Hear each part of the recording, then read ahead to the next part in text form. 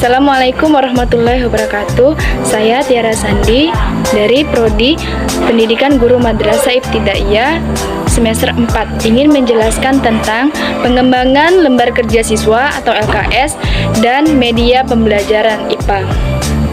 Baiklah, yang pertama itu saya akan menjelaskan tentang lembar kerja siswa. Lembar kerja siswa ini merupakan penunjang penting dalam proses pembelajaran di sekolah. Menurut Belawati, lembar kerja siswa adalah suatu bahan ajar cetak berupa lembar-lembar kertas yang berisi materi, ringkasan dan petunjuk-petunjuk pelaksanaan tugas pembelajaran yang harus dikerjakan oleh peserta didik, yang mengacu pada kompetensi dasar yang harus dicapai oleh peserta LKS yang berisi materi tersebut diharapkan dapat dipelajari peserta didik secara mandiri. Adapun langkah-langkah dalam menyiapkan LKS yang pertama adalah analisis kurikulum. Jadi sebelum ini kita harus menganalisis kurikulum terlebih dahulu untuk materi. Yang kedua itu menyusun peta kebutuhan LKS. Yang ketiga menentukan judul-judul LKS. Yang keempat terakhir itu ada penulisan LKS. Adapun struktur LKS secara umum terdiri dari yang pertama itu judul, yang kedua itu petunjuk belajar atau petunjuk siswa, yang ketiga kompetensi yang akan dicapai, lalu ada informasi pendukung, alat dan bahan, tugas-tugas dan langkah-langkah kerja serta penilaian.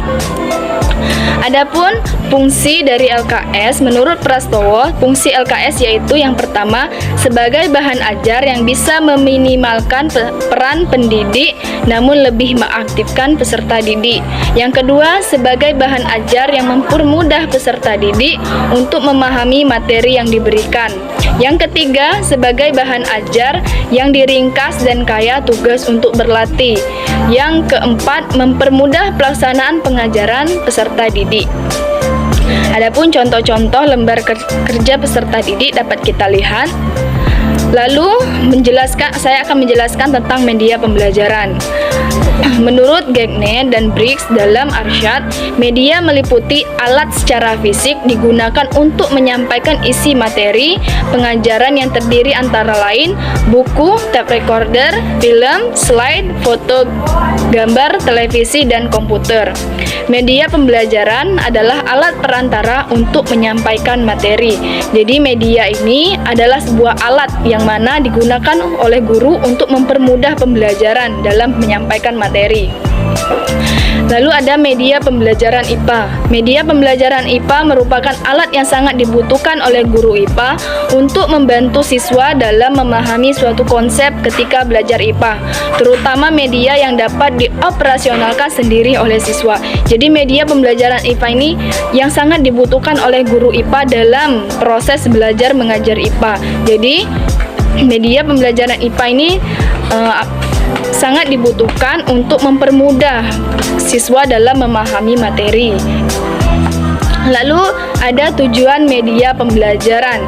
Menurut Senaki, bahwa tujuan penggunaan media pembelajaran sebagai berikut, yaitu yang pertama, mempermudah dalam proses pembelajaran di dalam kelas. Yang kedua, meningkatkan efisiensi dalam proses pembelajaran. Yang ketiga, menjaga relevansi antar media materi pelajaran dengan tujuan pembelajaran. Yang keempat, membantu menjaga konsentrasi siswa dalam proses pembelajaran. Jadi yang pertama itu mempermudah dalam proses pembelajaran di kelas. Jadi dengan adanya media ini kita di dalam kelas, kita sebagai guru pun itu mempermudah kita dalam melakukan pembelajaran. Lalu meningkatkan efisiensi dalam proses pembelajaran, menjaga relevansi antar materi pelajaran dan tujuan pembelajaran.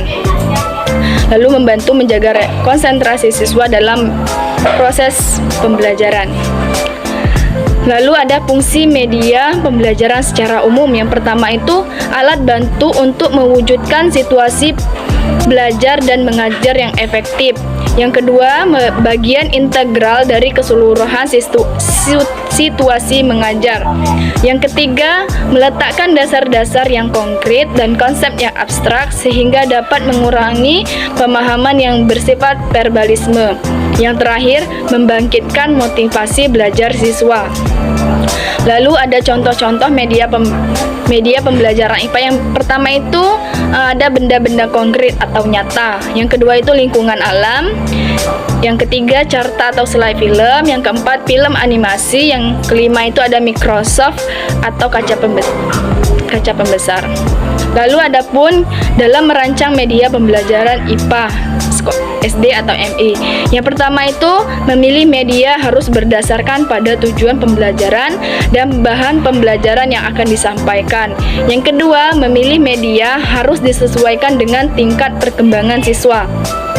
Yang ketiga, memilih media harus disesuaikan dengan kemampuan guru, baik dalam pengadaannya maupun penggunaannya.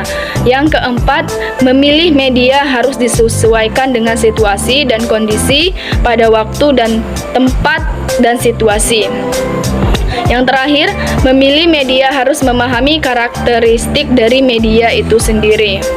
Adapun prinsip pengembangan media pembelajaran adalah yang pertama, dapat mencapai tujuan, yang kedua, sesuai dengan karakteristik siswa, yang ketiga, memberikan kemudahan bagi siswa dalam belajar. Baiklah, itulah yang dapat saya jelaskan. Dalam hal ini saya sampaikan terima kasih atas segala perhatiannya. Sekian, terima kasih. Wassalamualaikum warahmatullahi wabarakatuh.